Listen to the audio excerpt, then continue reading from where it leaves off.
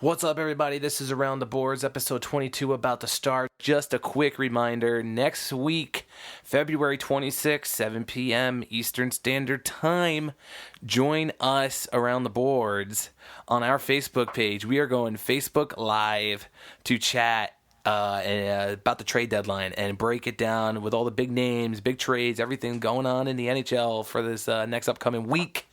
Join us, be a part of the conversation. We will answer questions. We will break down everything for you. Rob, what do we have in store for these guys today? Today's episode, Dan Saraceni from Lighthouse Hockey, SB Nation, talking to all Islanders all the time. And I'm going to try to convince him that he should trade John Tavares. So we'll see how that goes. Cool. Let's go. Also, John's here sometimes. Hi, John. Let's get into it. 5, 4, 3, 2, 1. Around the board.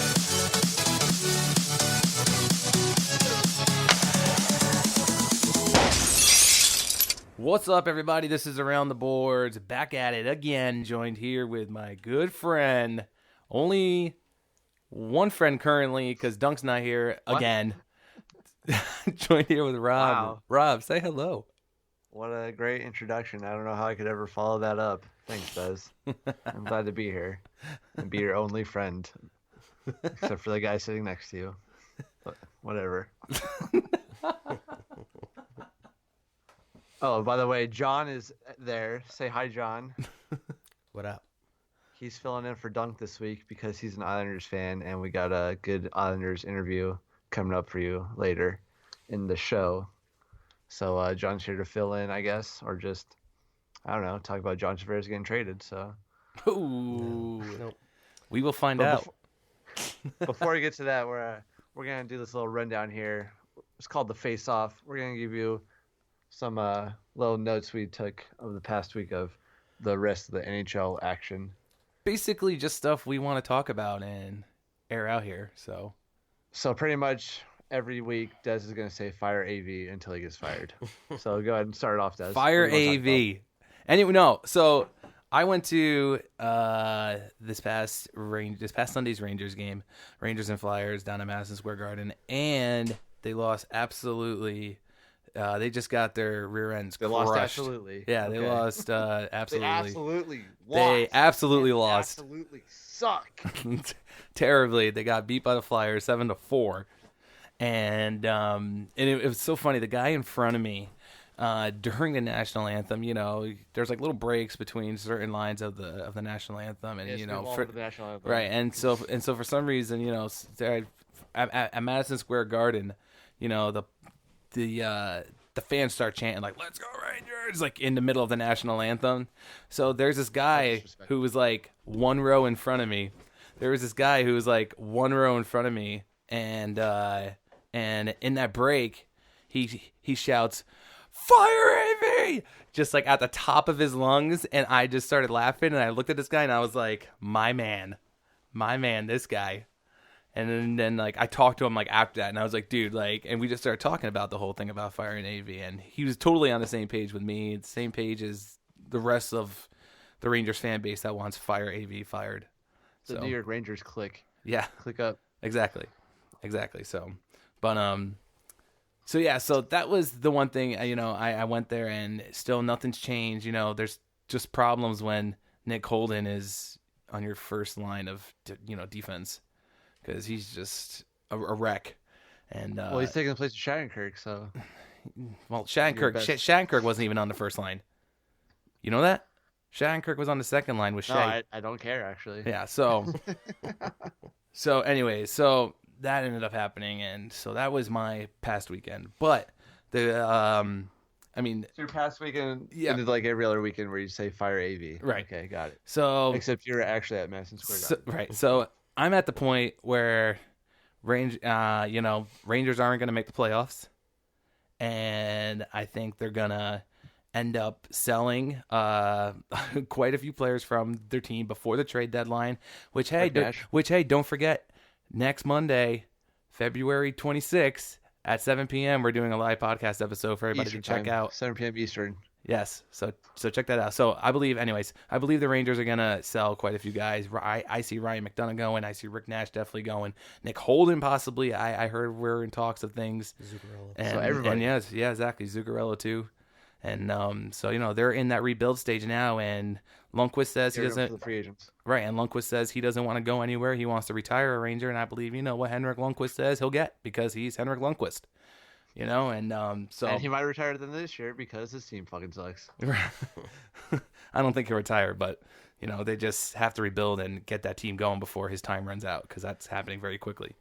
But anyways, now moving on to the next part I wanted to talk to the next topic I wanted to talk about is You want to talk to me about it? sure, and John is Chris Kreider getting close to returning finally. Oh my God! Still talking about the Rangers. Okay, wake me up when you're done. Yeah. Still talking about the Rangers. You Kings fan over there. You.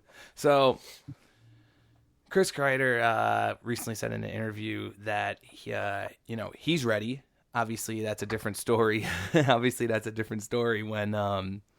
When their team doctors and the medical staff over there say no, and then it's if he comes back, I think within the next week, there may still be a chance of the Rangers making the playoffs with him back. Because ever since that injury, seems like they've been going, downhill there. But The official noise is going downhill. and but he was such a big part to the team and all that. But it's Fire AV. that's number one on my list. Number one is at the top of my list until You want to talk that about happens. something that's not Rangers related yet, or what? Go ahead if you got something. Well, we can talk about the Dion Phaneuf trade. I'm listening. We just talked about it, or I could just mention that Dion Phaneuf got traded. We can talk about it. What's your how do you feel about it? How do I feel about? Yes. Gabrick. Just right. played- Just the trade in general. I'm trying to talk about it, but you keep interrupting me. Can Listening. I go now? Yeah. Okay. So Gabrick pretty much played his way out of the lineup just because of injuries and just his age, and the Kings now without Daryl Sutter this year going more towards the younger players. So Gabrick is on the third or fourth line anyways, or sometimes he'd get an occasional shift on the first line, but you could just tell he wasn't his 20, 30 goal scorer self anymore. So he's what am I trying to think? Like a depth player now. Mm-hmm. So Kings don't really need him anymore. He just took up a lot of salary, and they said, well, we got to get better defensively, so might as well get a good defenseman. And apparently Drew Doughty's played with Dion Phaneuf in the Olympics and stuff like that, and the World Cup of Hockey. So he knew him previously, and he said he's going to be a great fit and stuff like that. And also got Nate Thompson for Nick Shore in the same trade. It's kind of like an even swap. Nate Thompson, just a little grinder, kind of like a Torrey Mitchell, who the Kings traded for earlier this year. And so that's their new third and fourth line centers are Nate Thompson and Torrey Mitchell to mix in with the younger guys. And Nick Shore really wasn't spectacular at all. Much like Kings, seems like the Kings always trade every year their fourth line centers, their younger guys, because they already traded Nick Dowd to Vancouver. They've traded Lyndon Vey to Vancouver too, I think, a couple years ago, and Loktianov. There's one other, I can't think of him right now. Anyways, but it seems like they always give their younger guys a chance to do something, and Nick Dowd didn't do anything, so they traded him just for assets to give other guys a shot. And so they got rid of Nick Shore, and now Brodzinski's playing a lot more, Amadia's playing a lot more, and they're putting up points, third and fourth line energy, so it's a win-win for the Kings so far. Well, see, that's the complete opposite of AV. AV doesn't give his rookies a chance. Daryl Sutter didn't do either. Right, so it's and then there's people talking about, if AV gets fired, who's going to be the new coach? And everyone's like, oh, Daryl Sutter's on the market. He's got 2 Stanley Cups under his belt. Well, he's not playing young guys either. Spoiler alert. Yeah, so it's just We'll play Rick Nash on the first line until cows come home, because that's what he did with Gabrick. And Rick Nash getting traded. But anyways, sorry, continue with your story. I'm done. Oh, okay. That's great. And that was our segment, the Any other face-off. teams you want to talk about? Any notes you took? No, I mean, that was. Oh, just the Rangers. Okay. That was no. Did you see what was it? I think it was that Tampa Bay game. It was the one Tampa Bay game. I think who did they play? He ended up getting into a fight with someone. I think it was in Montreal, and his visor broke. The Tampa Bay Lightning's player visor broke in this scrap, and his visor cut him like on the face, and he was like bleeding profusely. And oh god, what the? I just have to look it up because it's just, Thank you for being prepared. It's just killing me. Well, you want to say you want to talk about one more thing, and I'm just trying to think. And I was like, that was some news. Well, I meant to talk about something that you're prepared to talk about, not just like, yeah, hold on, let me look up something, then I'll talk about it. But whatever, it's cool. That's like James Clark. It's like, hold on a second, let me pull up the stats here. Let me pull up this heat chart from 3 years ago and back up my premise. You want me to fill some void by talking about the Golden Knights? What do you want to talk about? Team and USA. how James Neal's on the trade block rumored? No, that's what we heard. Yeah. He's rumored to be on the. They're taking calls for him. They might not accept any, but they're taking a listen. They're not going to trade him. That's John, by the way. John never got properly introduced. Introduce yourself, John. Didn't you already introduce him? Oh, yeah, but he just sat there and said hi. They're not trading Neal. Why not? Doesn't make sense. But you're building for the future still. And Alex Tuck is playing just as well as James Neal is playing. Am I wrong? I don't watch Vegas Golden Knights games. Oh, yeah, okay, yeah, exactly. They could very easily trade James Neal for prospect or first round or second, whatever. They could, sure, but and fill his void up. But I don't know. I don't know. Fill that void. The void from James Neal? No. With the players that are there. Yeah, Alex Tuck. I'm telling you right now. Plus, they could always bring back Shipachyov. Yeah, right. Just kidding. I think just that kidding. boat sailed. Anything to talk about for the Islanders, John? Or you want to save it for later? Yeah, we could save it for later. There's a lot of stuff going on in Islanders Nation right now. Are they going to trade John Tavares? No, they're not going to trade Tavares. Okay. Let's just get that out of the way right away. I personally think there's a deal already done. They're waiting to see what the salary cap is going to be. You make an extension. Yeah. All right. Yeah. Well, I'm gonna ask Dan later. I'm gonna ask him if they're gonna trade Tavares. He'll probably say yes. Of course, that's one of the biggest questions out there right now, I'm sure. I know. We're gonna talk about it later for sure. Just a little teaser. So going back to what I was talking about with the Tampa Bay, it was Tampa Bay versus New Jersey, and it was the Lightning defenseman. Is it Andre Schuster? And he ended up getting into a scrap with a fisticuffs. Yeah, with the Devils' left wing Miles Wood, and his visor like broke in half, like right in front of him, and his visor cut him in the face, and the dude was just like bleeding and they needed like 15 stitches, and it was a pretty gruesome looking picture there. It was pretty gross. That's gross too. Pretty gross. So, anyways, so you ready to get into this interview with our friend here, Dan from Lighthouse Hockey from SB Nations? I guess if he's our friend, might as well. Shout out SB Nation. This episode of Around the Boards is brought to you by Sloppy Burgers. Yeehaw! Sloppy Burgers. I dare you to beat my meat. And we're back here, joined with our friend Dan Saraceni. Dan, say hello. Hello. How are you guys? Good. How's it going? Good. I'm great. I'm happy to be introduced as your friend. Yes. That was news to me, but all right. We're all friendly here. We're all hockey fans. We're all friends. That's right. That's right. Also, John is still here. Say hi, John. Hey. Okay. I mean, our team, differentials and everything like that. Me being a Rangers fan, and here's Dan that writes for the Islanders, and then John's an Islanders fan, and I'm just like, I'm outnumbered by the way that Rangers score was yesterday against the Flyers. Right. But I went to that game, and that game was absolutely terrible. I'm sorry. I'm not sorry, but like I've been to games where my team got blown out. Empathetic. And it's just sad. Like, losing is one thing, but like you don't want to just get railroaded before the game is half over, So. Especially to Philly. Yeah. Hey, Dan. Yeah. Dan, just curious, did you watch the 2014 Stanley Cup Finals? Oh my God. Which one was that? Oh, that was the Rangers Kings one. Yeah. Oh, it was, yeah. Yeah. It's actually really funny. You're such a jerk, Rob. Because one of you guys is a Kings fan, right? Yes, I am. Yeah, right. There you go. It's actually really funny. So I'm very superstitious, and I feel that when I watch the Rangers play, they win.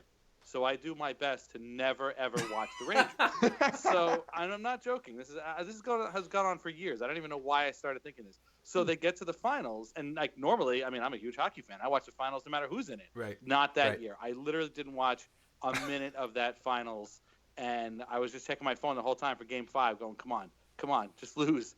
And then game went into like whatever 1 o'clock in the morning, and finally they lost, and I'm like, "Oh, good, I could breathe again. Finally, it's over.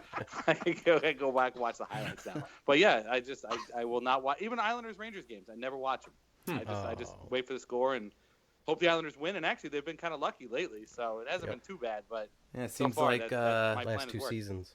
Yeah, it seems like Halak has really had their number. Yeah. When they let Halak go, I'm gonna be really sad because those are like, he's good for at least 4 wins against the Rangers every year, and I don't know where they're gonna come from after that. Wait, so do you think Halak's going to be traded before the deadline? Is that what you're saying? No, he's a UFA at the end of the year. Walk from Yeah, and I mean, goalies are weird because you never know like how the market's gonna go, and you think, oh yeah, all these teams could use this guy, but then it'll be September and he won't have a job.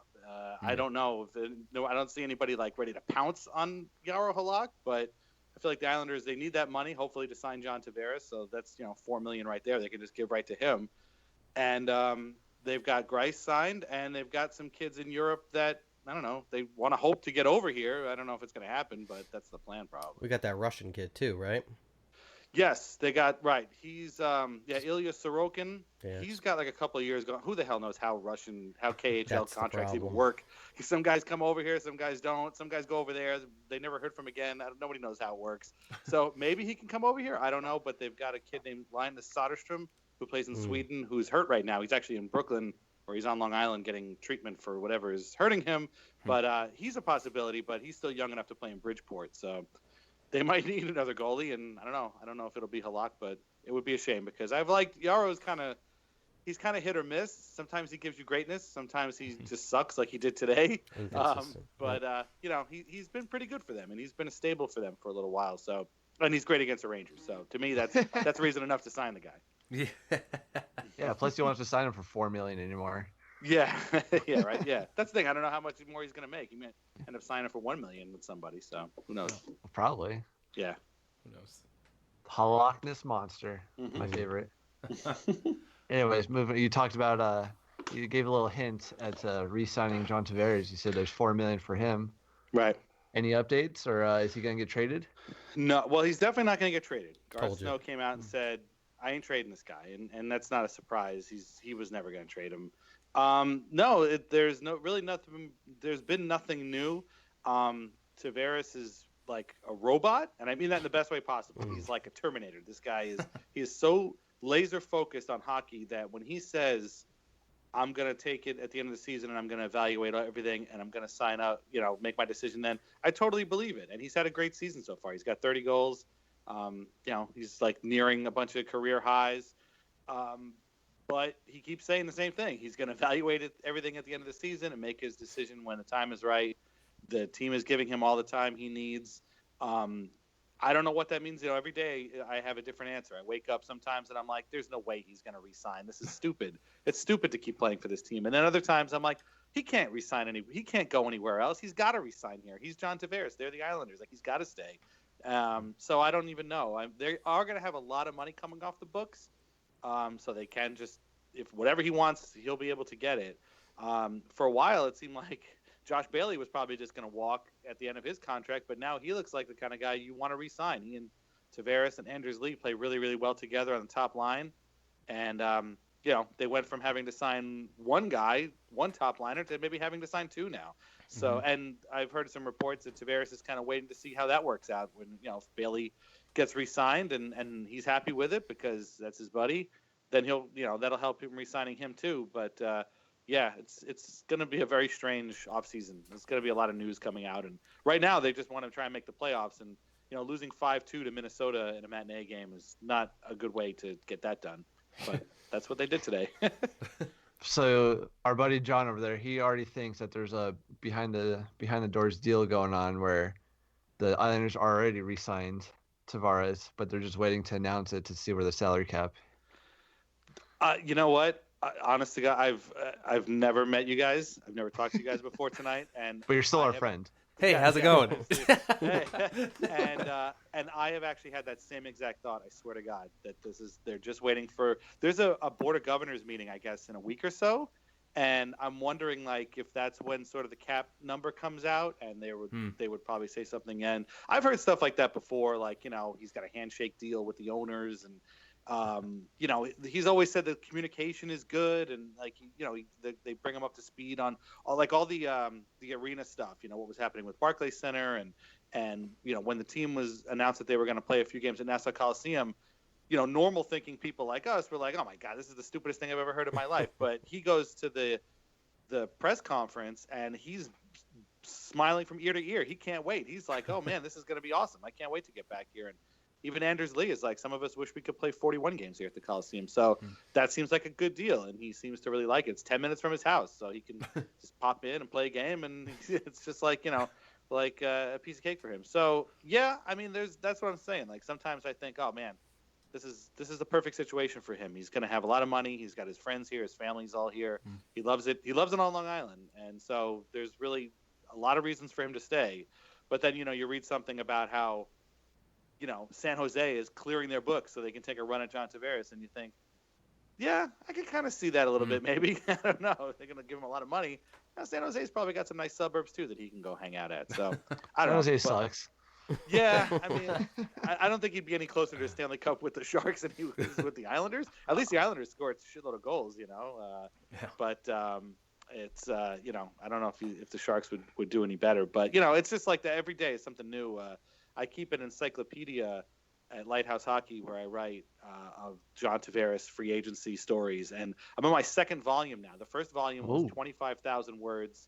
We're already up to 21,000 words already, volume 2. And it's just every time somebody writes something or every week or so, I put in what's been said and what's been written. And, we see what happens there. So you mentioned, because we never mentioned what you did, and that's how we usually start our with our guests. Say, who are you? So real quick, what do you do?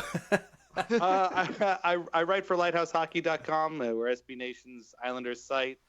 We have a podcast called Islanders Anxiety. My friend Mike and I just talk about terrible scenarios in which John Tavares is going to leave, terrible Islanders they've signed terrible contracts, what team they're going to lose to this week, and fun stuff like that. And I've been writing there for 5 years. It's fun. We have a good group. We try to keep things fun and have a good time. But it's hard not to get caught up in the sort of day-to-day anxiety of following this team, which is not easy to do. Oh yeah. Is it hard to put your fan self to the side? Oh no! Just look at... Oh no! I'm my fan self all the time. Arthur Staple is the guy who writes for the Athletic. He used to write for Newsday.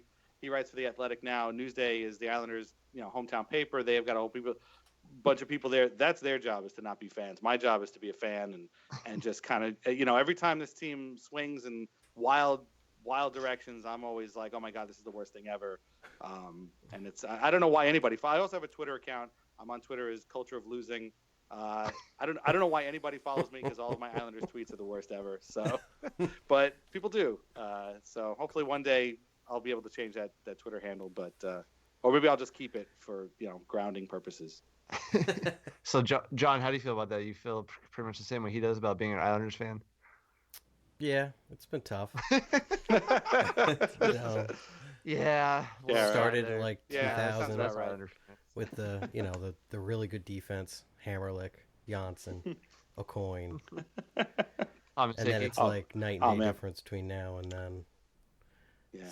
But I loved Adrian Aucoin. He was awesome. He- Adrian Aucoin was the best. Yep, He really was. he was solid. Yeah. Kenny Janssen Big hitter. was Kenny solid. Janssen was, when he wasn't concussed, he was very, Yep. very good. Yeah. I had a friend of mine who hated Kenny Janssen. Just thought he was the worst defenseman ever. Ugh. And I would have to, and this was before, like, I don't even know what his Corsi would have been or any of that stuff. And I'm just like, no, I'm pretty sure he's pretty good, dude. No, he sucks. He always plays this like matador defense where he sticks his stick out and he tries it. I'm like, nah, I think he's actually pretty good. No, he sucks. And I don't think we ever came to a conclusion on whether or not he was. Time has kind of like judged Kenny as being a really, really good player on a really, really terrible team. So, I guess I was kind of vindicated, but I just remember him really, really disliking Kenny Janssen. well, is it easier to look like a better player when you're on a bad team because everyone else around you is bad? I mean, the Islanders have had a lot of guys like that. A lot of guys. John will remember Mariusz Tchaikovsky from that same time period, who was great for a team that couldn't win 20 games. Like he was just because he always had the puck because he was the only player that could actually score. So he always had the puck because the team was so bad. And then like he was still there when they got Michael Pekka and Alexei Yashin and Jason Blake and Adrian Aucoin and Chris Osgood. And all of a sudden it became really good. And suddenly like Tchaikovsky was on the third line and he was like back down to like 12 goals. And it was just he wasn't the same player because he didn't have the puck and the team was so much better. Heck, John Tavares was one of those guys who was a really, really good player on a really bad team for a while there. Mark Streit, too, before Tavares. Streit was amazing for 2 seasons. He was easily one of the best defensemen in the league. He did amazing things. If they scored any goals, chances are Streit was in on it. And literally nobody saw him play. They were awful. And I kept watching this guy. Oh my God, he does these things I've never seen anybody do. And nobody watched, nobody cared. This was the pre-Tavares, sort of post-Yashin, pre-Tavares era. And like, I mean, if they had 5,000 people at a game, it would be really surprising. And certainly nobody watched him on TV, but he was another one. But then he turned out to actually be really good. Once they got pretty good, Streit turned out to be really good too. So I miss him. He's been hanging around lately with the team, and I kind of wish he was still playing for them. But So okay, that just proves that you're still a fan. If if you're a huge Mark Streit fan. But, yes, okay. I am. Do you own his jersey? I have a shirt. I have the shirt. A jersey? Yeah, jersey, shirt, jersey, T-shirt, player shirt, whatever you want to call it. Yeah, I have that. Still somewhere. I have him. I have Lubomir Wisnowski. Nice. Yes. Yeah, who's a good one too. I have a Tavares, and I have a Josh Hosang that is in my drawer right now. I refuse to wear it until he's back up. With the team. Yeah. John has something to say about that. What do you make of him being on the 4th line in Bridgeport? Is this dude? I was busy this weekend and I kind of missed that whole thing, and I saw it and I just shook my head. I'm like, I don't even know. I really don't. I just don't know. It's like we're developing these guys down here, and he gets scratched. He's on the 4th line. I don't know. I don't really get it. I just and every time they talk about him, all they have is really good things to say. Like they talk about how much how good he is and how receptive he is and how they're trying to teach him the right way to play and how he hasn't been a distraction or anything off the ice. None of that stuff.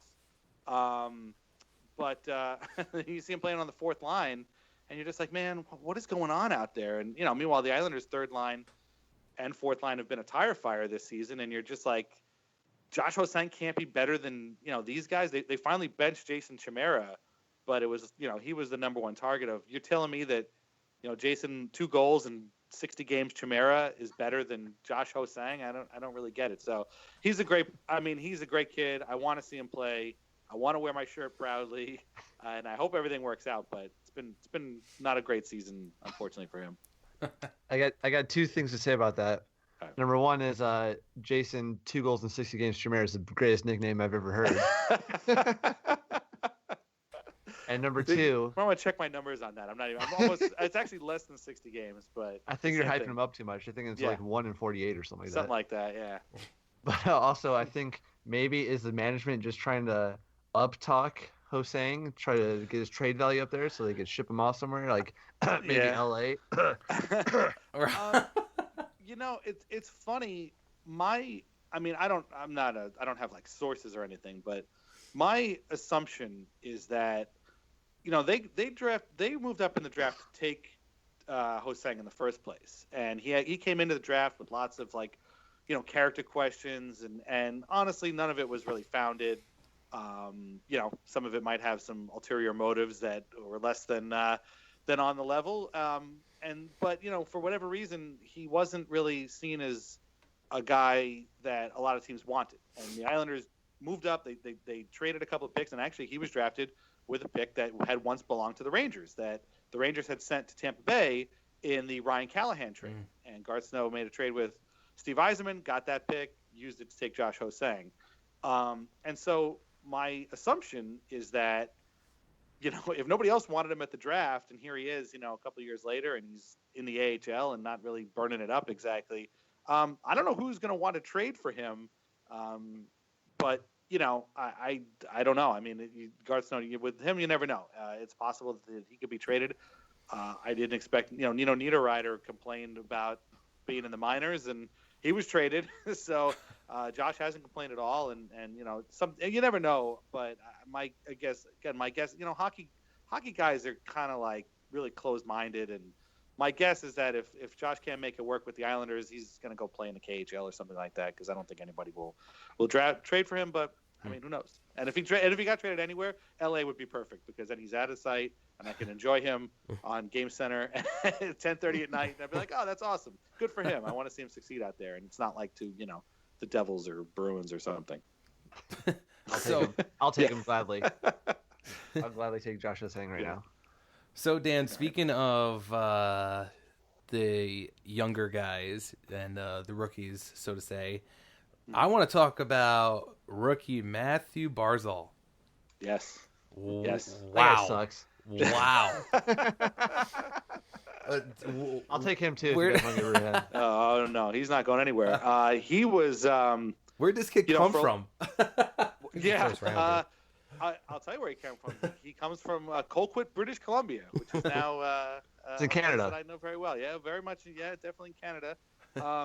He came from Seattle of the WHL, and he's just been awesome. He's, I joke about how the Islanders have ruined my life and the lives of countless others, but Barzal's just awesome. R.I.P. John. Yeah. John knows what I'm talking about. It's the worst existence you could possibly live. But Barzal's been just awesome. He's really been really, really great. He plays, it's just an exciting, style where he just gets the puck at one end of the ice and rushes up. And hey, sometimes it turns into turnovers like it did today on, I think, the second Minnesota goal. But sometimes he's capable of spectacular things, and especially with Jordan Eberle, who he's gotten a lot of chemistry with in his first year with the Islanders. He's been a lot of fun to watch. And, a year ago, people were saying that the Islanders should trade him in a package for Matt Duchene.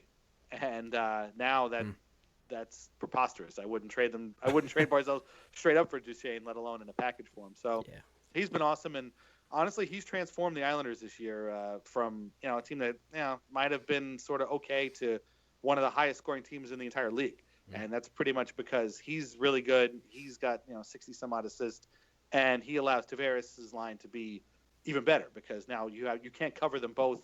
Most teams can't cover them both. And so, what he's done, I mean, to me, he's the rookie of the year, because he's literally transformed this team into a scoring machine. Whereas Brock Besser of Vancouver, who is also very good, has transformed the Canucks from a very bad team to a very bad team with one really good goal scorer, who is Brock Besser. So that's my Calder argument.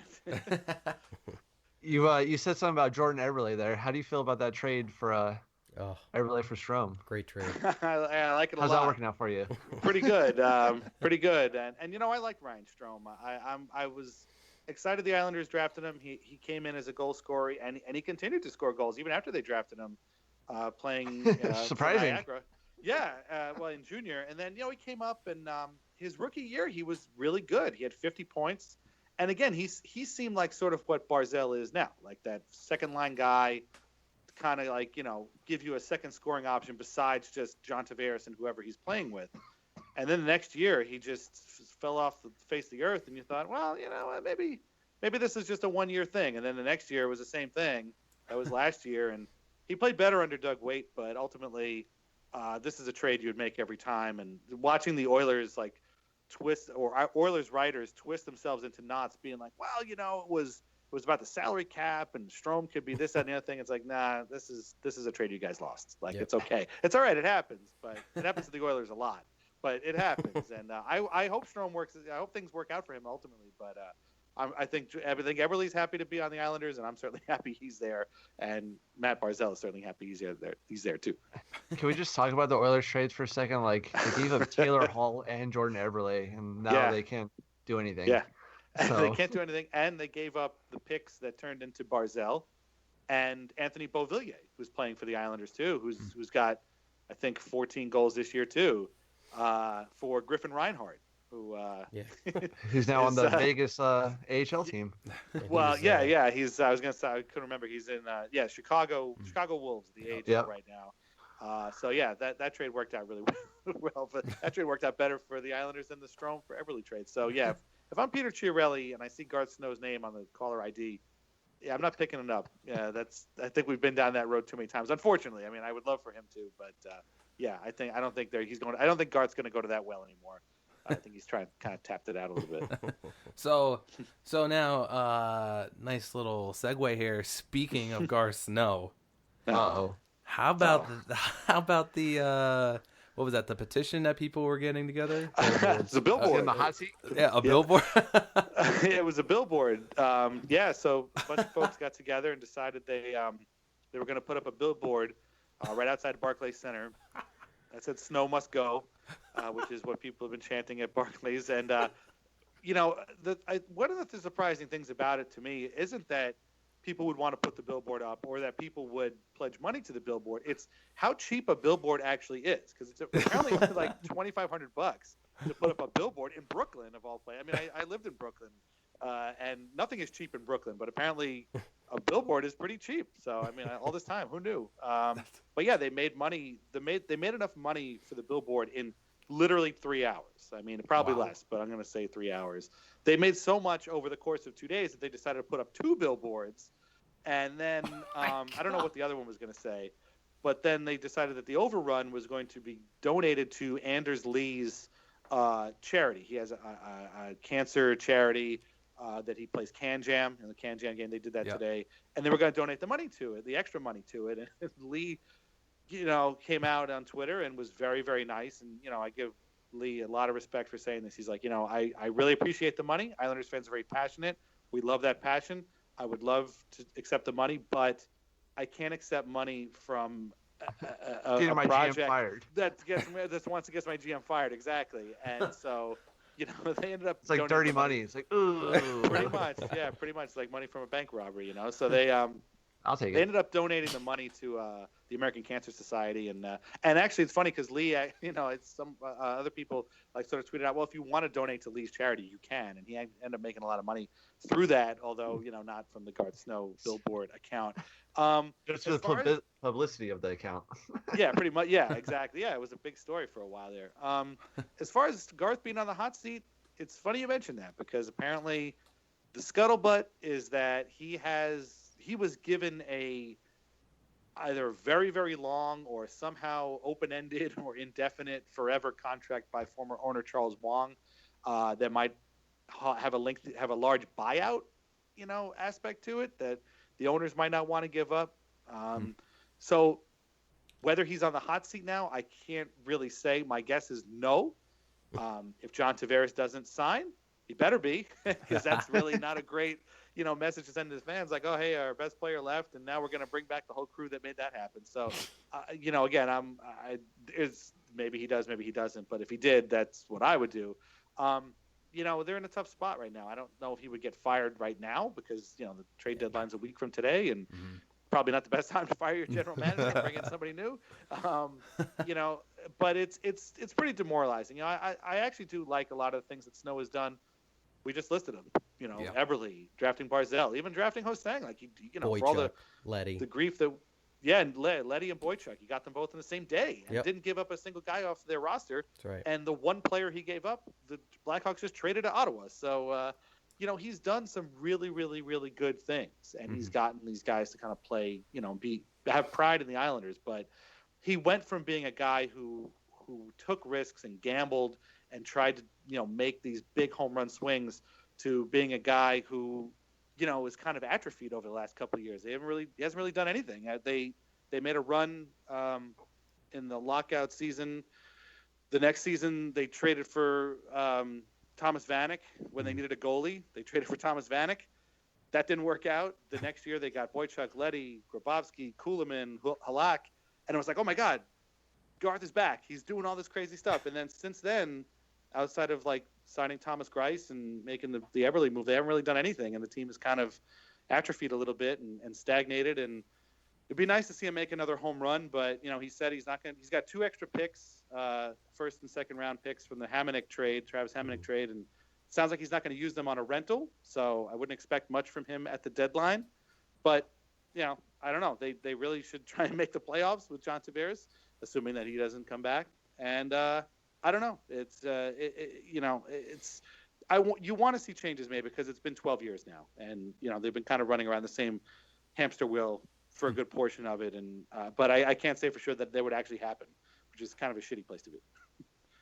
I'm just curious, is Garth Snow the same guy that signed DiPietro? So here's the way that went down.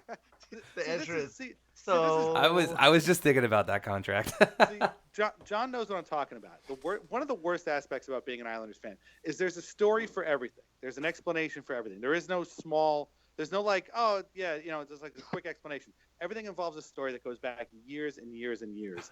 And to answer your question, he is the general manager who signed Rick to that deal. However, the year before, Rick and Charles Wong and Mike Milbury had wanted to sign Rick to a 17-year contract that the league vetoed because they couldn't get the insurance on it. I swear to God, this is all true.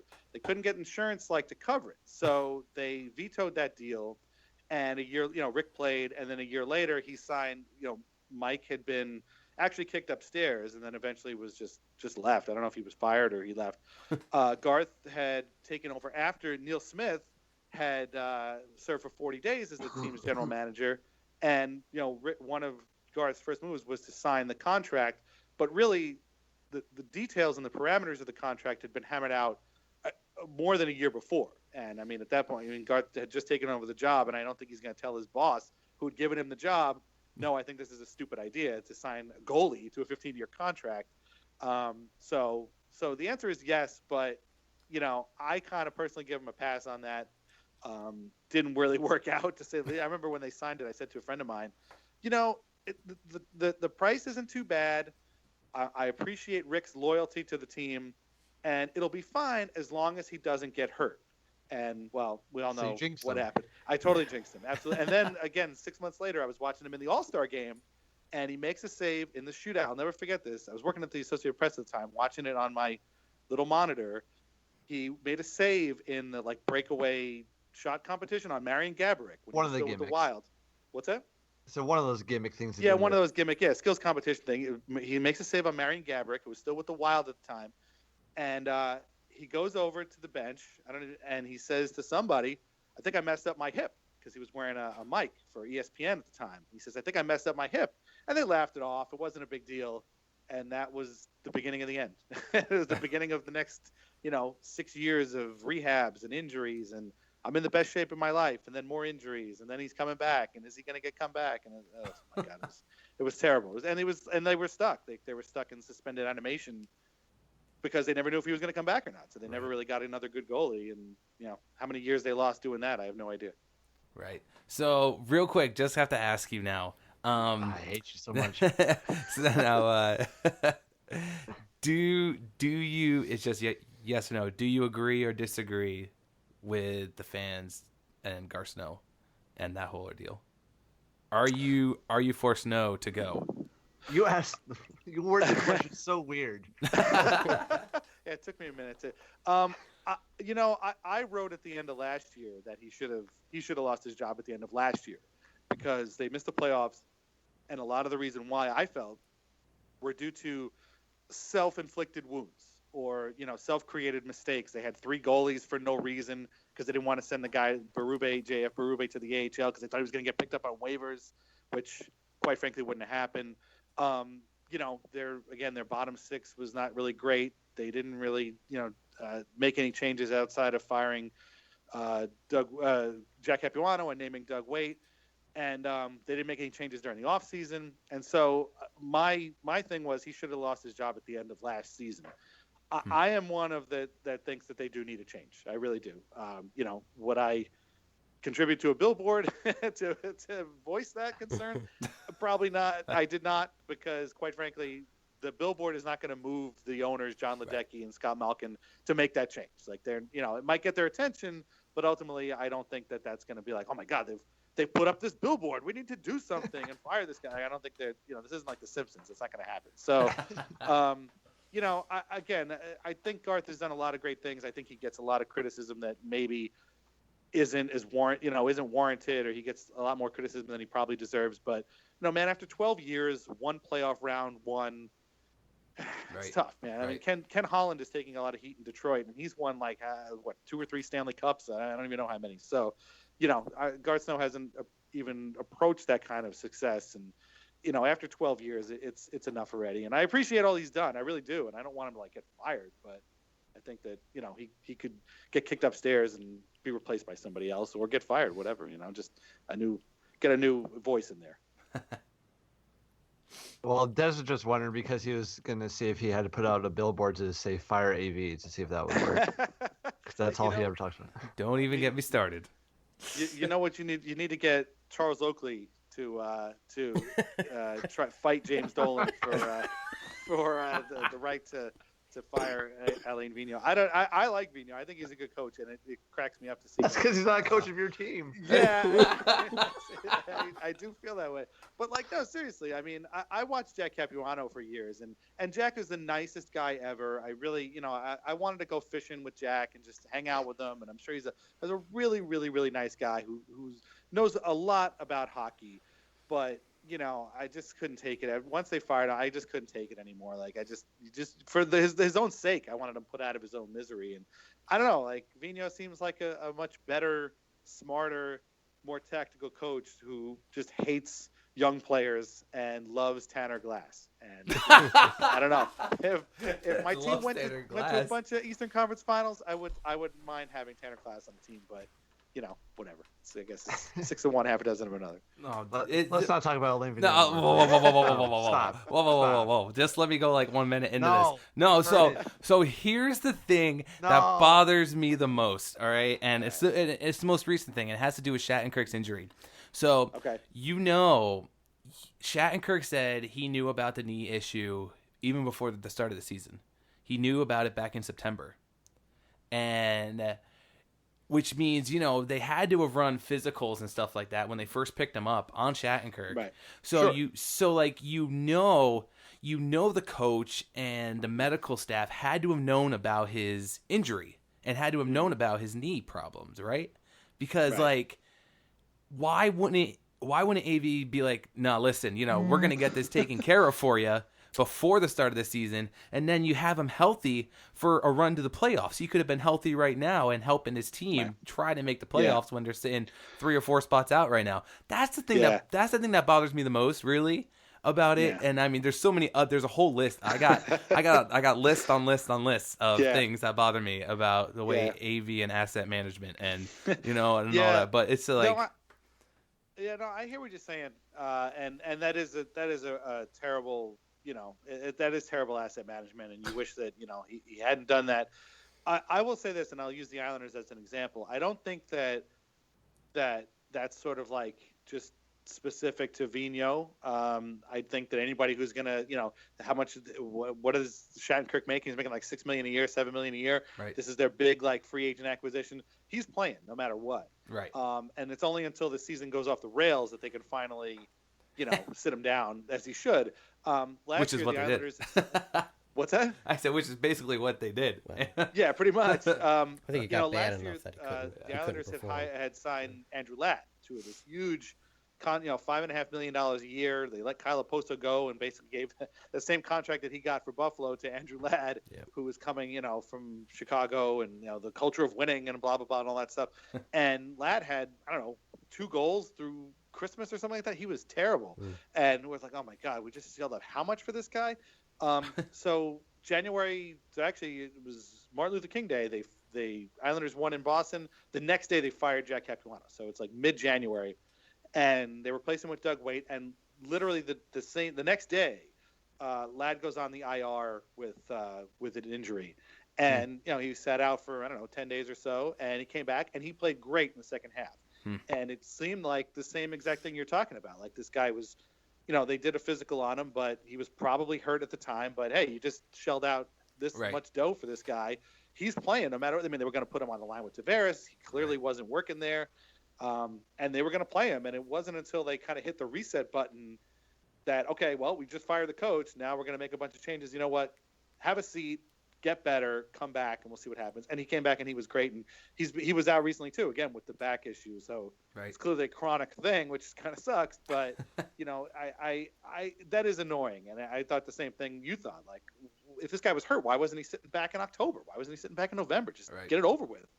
But at the same time, I can kind of understand, like, you want this guy to play, and you'll work through it, and he never did. So I don't think it's a Vigneault thing. It's irritating, but it's kind of a business, so they kind of have to do stuff like that. And I don't know. I don't know what Vigneault's going to do if they're going to really go into tank mode like this. They're already in full tank. Yeah, full tank but mode. But is he going to be along for the tank, though? I don't know. Right, and you know who's driving that tank? I am. Tank, baby, tank. Time to rebuild. Yeah, right. I thought when they hired Lindy Ruff as their assistant, I'm like, Vigneault's not going to make it past Thanksgiving. Forget it. He's gone. Like, you don't bring in Lindy Ruff. Right, to be an assistant coach. This is it. You're gone. But he's still there, so who knows? I don't know. Yeah, I think with Shattenkirk, with the New York media, they would have ate the team alive if they signed him. Oh, yeah. And then in October, they're like, hey, this guy we just signed for whatever, 6.57 mil. He's on the shelf now with an injury. He's not going to be back until December. Can you imagine? And plus, you don't want to start the season out like that. Yeah. Your big acquisition. And meanwhile, with him, it's not even just that, Ladd they just gave the money to, but like Shattenkirk, they made such a big deal. He's from New Rochelle. Yeah. Right. He grew up a Rangers fan. He's here. This is the team he's always wanted. It's destiny. Really talked it up. He's the next Brian Leach. He's going to lead the team to the Cup. And meanwhile, he's sitting out at Halloween, with an injury. That kind of sucks. But I mean, that doesn't make it right. It's just, I kind of get why it happened. Yeah. At the same time. Anyways. That was my AV Please rant. not talking about the Rangers. Let's talk about 2014 again. Yeah, right. Yeah, thanks, Rob. Okay. All right. So anyways, real quick now, Dan. So we have a little game we like to play with our guests, and it's called Sign, Cut, and Trade. Mm-hmm. So you got basically Robbie's going to give you 3 player names. It's going to be the Islanders edition, and it's going to be you being the GM. You being the GM, play the role of a GM here. And Snow must go. Dan is in. Yeah. How long do they put up a billboard for me now? That's my question. We'll see based on your answers. Yeah, I guess so. So go ahead, Rob. Sign one, cut one, and trade one. All right. Bye. I'm gonna say Josh Bailey. Mm-hmm. I'm gonna say Anders Lee. And Jordan Eberle. Wow, that's a tough one. Sign, trade, and cut. Okay, so I would trade Bailey, I guess, because he's at the top of his powers right now, and I like Josh Bailey, but I think you could probably get a lot for him. Probably get Ryan Strome for him. Yeah, exactly. Now, are we taking like contract status into or you're the GM? Okay, because again, Bailey's contract is up at the end of the year. Lee, I would probably sign because he's just he's a machine. He's scored his 30th goal today. He's got the most goals. He's got as many goals as Nikita Kucherov does over the last year or so. He's great. He's in great shape. He plays a game that is really a great thing for the Islanders. He goes to the front of the net and he just scores goals from over there. And I don't know. I hate to cut Eberle because he's so good, but there's only one spot left, so I guess that's it. I mean, I don't know I would be able to trade Eberle, but then I would hate to cut Bailey. So yeah, it's tough. I'm surprised you didn't throw Tavares in there because that would make it even worse. But yeah, I don't know. That's a tough. I mean, that's a wishy-washy answer. But yeah, so I guess I'd trade Bailey, sign Lee, cut Eberle. And actually, no, wait, I would cut Eberle because then I would just replace him with Kiefer Bellows next year, who's playing in junior this year. And there you go. I would feel bad. Yeah, I would feel bad, but I would do it. Well, I mean, if I did sign, cut, and trade, then obviously you cut Tavares because he's walking the end of the year. So you're not getting anything for him. Also, when we were talking about DiPietro earlier, I just wanted to say, what's the worst contract? His contract or Bobby Bonilla, but it's probably not even close. Oh God, I think Bobby Bowes goes longer than Rick's does. Or maybe I think he's still getting paid. Yeah. Are you a Mets fan too? No. Oh God, no. I quit baseball. I used to be a Yankees fan actually, but bye. No, I quit baseball a long time. I don't have 4 hours to spend watching a baseball game. I barely have time to watch hockey games. And to be honest, I'm a Jets fan too.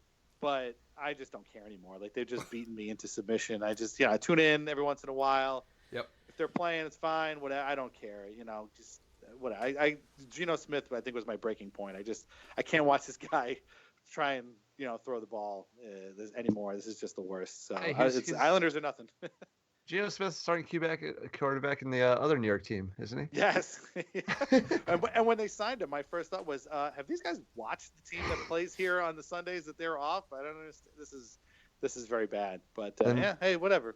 Also, another Jets quarterback, Tim Tebow. He's also on the Mets. So yeah, there you go. Yeah. Full circle. And Sandy Alderson says he's going to make the majors. So yeah, I don't know if Tavares would. I don't know if I would cut him. Wouldn't trade him. I don't know. I don't think he's gonna. Like we said before, Garth Snow said he's not getting traded. So I guess that's the way it is. He is what he is. But hopefully, that secret contract that John and I think he signed is actually a real thing, and we the nod and wink. Yeah, right. Not a wink. So if you had to build your franchise around one guy, either Tavares or Barzal. Who are you going with right now? Oh God! I can't answer that. I don't know. Pick one. Garceau, pick one. Barzal might walk later. You don't know. Yeah, I mean, Barzal's younger. He's healthier. He skates faster. I mean, to be honest, I might actually say Barzal. To be honest. There you go. So see you, Johnny T. Yeah. That's terrible. Look at all that kills him. That kills him inside to say that, a lock. Yeah. Re-sign a lock. Yeah, exactly. You guys could probably trade for Gabrick too if you want. I was gonna say they'll trade for Henrik Lundqvist. Yeah. Play him. No, Des says Lundqvist is retiring a Ranger. Okay. Yeah, go for it. He is because Lundqvist said in an interview he doesn't want to go anywhere and he wants to retire a Ranger. And I mean, he is Henrik Lundqvist, so you know what Henrik Lundqvist says can only be pushed get. so far. He can only take so much losing. Right. Well, Tavares has said he doesn't want to get traded. He wants to stay in Islanders. So, hopefully they can retire into the sunset on their respective teams together. And not winning any cups. Not winning any cups. Playing in New York, getting 1/18th the amount of publicity that the worst Yankee or Met has ever gotten, and just spend their twilight years signing autographs at comic book shows and stuff like that. So there you go. Living the dream. Yeah, right. Yeah, that's the dream. So living the dream. Anyways, I think that's all we got for you, Dan. John, do you have anything else? Yeah. What? Back to JT. Oh, sure. If he was to go somewhere on the off season, Toronto. I figure he's getting what, 10.5? Probably, yeah. About more that. More than McDavid? Yeah, because McDavid got what, 12? McDavid is 12. I mean, it's going to be a lot. It's going to definitely be a lot. One thing that Arthur Staples said a while back when he was still with Newsday was that Tavares is a big pro-union guy. He's a big NHLPA guy, and he's always into the contract negotiations. And what he means by that is that, he's not going to take this sort of super cheap hometown discount just to stay with the Islanders. He knows that his contract is going to affect the contracts of his union brothers. So he's definitely not going to, be cheap. I'm hoping that, he does them a favor and comes in at 10. which would be pretty good. But it's Kopitar money, baby. Yeah. I think that's probably fair. I mean, ESPN had a thing where what they priced it out with was actually more like 8, but I mean, let's face it, he's not going to get 8. John Tavares not getting 8. No, he's not. Part of me thinks, hey, you know what? He wears 91. Give him $9.1 million a year, and off we go. But that also sounds probably too low. So I would think it's double digits. Yeah, I don't know if he gets as much as McDavid. McDavid's got the MVP and the Art Ross, so I could see that. But I don't think it's going to be like, he's not going to be like, just give me another $6 million. I will stay, because I just love it here. That's not going to work that way. Nobody's that loyal. How many years? 8. Oh, it would be 8. Yeah, I mean, that's the full ride. Yeah. Yeah. So, because the Islanders can give him that 8th year and other teams can't, maybe that means something. Because Stamkos is getting like 8.5. He's making 8. Yeah, he actually came in kind of low. So he's I was surprised now, he got that much. Yeah, and the much. Lightning were up against it, and I think, he really wanted to stay there, and they were really, really good, and they had come off the finals and everything. So he's got Kucherov on his team. Yes, yeah. Now whatever he's making now, it's fine because he's got Kucherov there. He's got all those, they made a great trade with Montreal, and they got Sergachev now, who's really, really good, and Hedman too, and they're frightening. They're really, and that's the worst part about here we are talking about the Islanders trying to make the playoffs, whereas what's your reward for making 8th in the Eastern Conference? A 4-game sweep at the hands of the Lightning or the Bruins. You're almost better off missing the playoffs in that case. So. What's up with all these Canadian teams making bad trades? I don't know. You got to be on the list. You got, some teams can capitalize on it and some don't. I don't know why everybody isn't making. Ottawa, they got Duchesne for no reason. That really helps. Yeah. I can't wait to see what they get back for Carlson. Probably like, oh god, yeah, 5th and 4th. They can have Jason Chimera first. Islanders can give him a first, so there you go. They give him Calgary's first, Jason Chimera, and Halak, and I don't know, some unknown Russian goalie to be named later. Nice. One of those players to be named later. Yeah. And future cash considerations, maybe. Yes, of course. There you go. Which is Eugene Melnick's favorite considerations, cash considerations.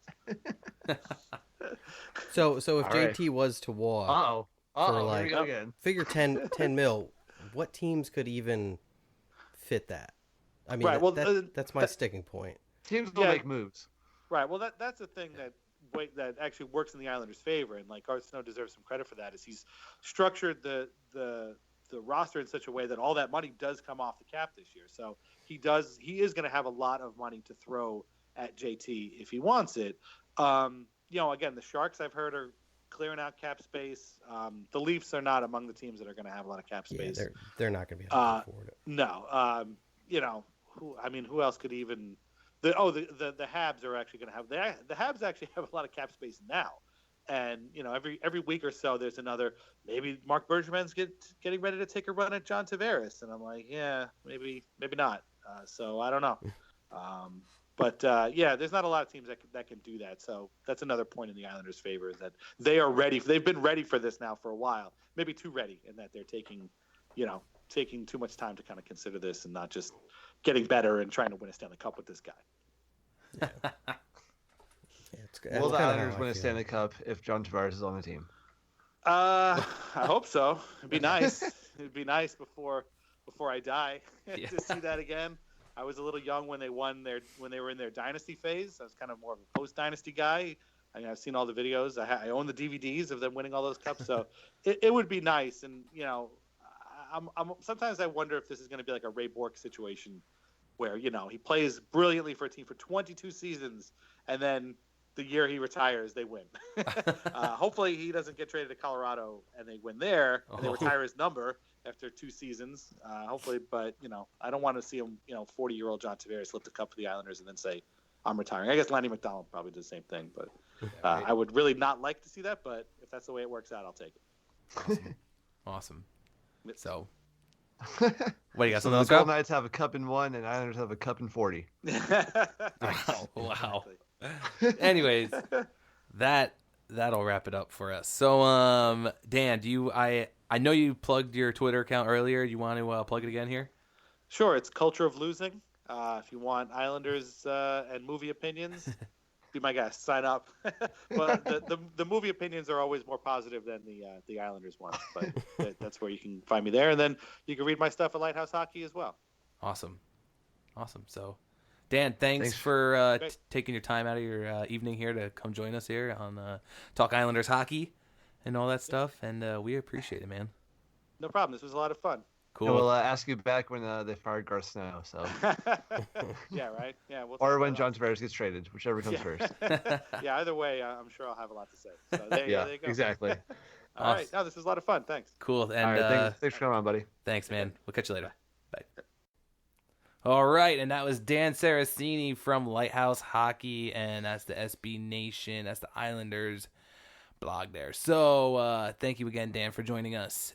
Rob, do we have anything else to talk about tonight? Well, Dion Phaneuf is great for the Kings, and we'll see the Vegas Golden Knights the first round of the playoffs, and we'll beat them. Ooh. And the Islanders are gonna trade John Tavares, I think, is what we came out to a conclusion. So, Ooh. Right, John? No. Okay. He will not be traded. Okay. So walk away for nothing. You got it. Nah. So, anyways, that pretty much wraps it up. And thank you, John, for coming in and talking Islanders hockey with us as well. John, you want to plug your Twitter? No. It's all right. Oh, you don't have a Twitter? No, I work for a living. I work for a living. Shots fired. All right. Okay. So, anyways, like we talked about earlier in the beginning of the episode, February 26th, 7 p.m. Eastern Standard Time on our Facebook page. Check out our live episode. We will be broadcasting live the next podcast to basically recap the trade deadline, see if John Tavares gets moved, see if Rick Nash gets moved, see all these big name players. Eric Carlson, big James names Neal, out there, baby. Big names, big trades. We'll see what happens. We'll see what goes down next Monday. Join us live. Join us live. Follow us on all your social media accounts. Just search Around the Boards and you'll find us. Rob, that's it, buddy. I will see you next week. See you next Tuesday. Hey, ATB fans, score yourself a free Around the Boards podcast sticker in 4 easy steps. 1, subscribe to our podcast. 2, write a 5-star review. 3, screenshot that review. And 4, post the picture to our Facebook page or tweet it to us on Twitter @_ATB podcast. Again, that's @_ATB podcast. We'll see you next week, hockey fans.